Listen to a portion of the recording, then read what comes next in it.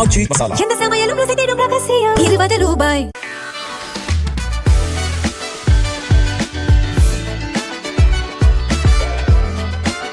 சட்டசபை தேர்தலில் தமிழக வெற்றிக் கழகம் வெற்றி பெற்று முதல்வர் விஜய் தலைமையில் ஆட்சி அமைத்துள்ளது.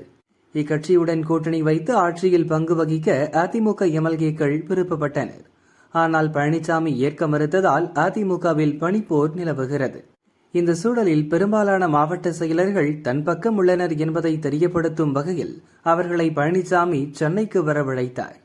அப்போது இன்றைய அரசியல் சூழல் குறித்து புலம்பியுள்ளார். அதிமுக மாவட்ட செயலர்கள் சிலர் கூறியதாவது: தேர்தலில் விஜய் ஓட்டுகளை பிரிப்பார், அது திமுகவுக்கு எதிராக அமையும், நாம் தான் ஆட்சி அமைப்போம் என பழனிசாமி அதீத நம்பிக்கையுடன் இருந்தார். ஆனால் யாருமே எதிர்பார்க்காத வகையில் தாவேக பெரும்பான்மை இடத்தை நெருங்கி அதிர்ச்சியை கொடுத்தது.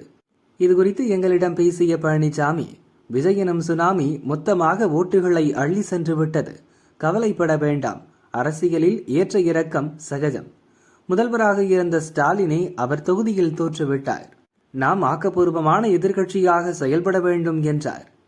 மாவட்ட செயலராக உள்ள சில எம்எல்ஏக்கள் தாவேகவுடன் கூட்டணி அமைத்து ஆட்சியில் பங்கெடுத்தால் கட்சியை வலுப்படுத்துவதோடு திமுகவையும் எதிர்கொள்ள முடியும் என்றனர்.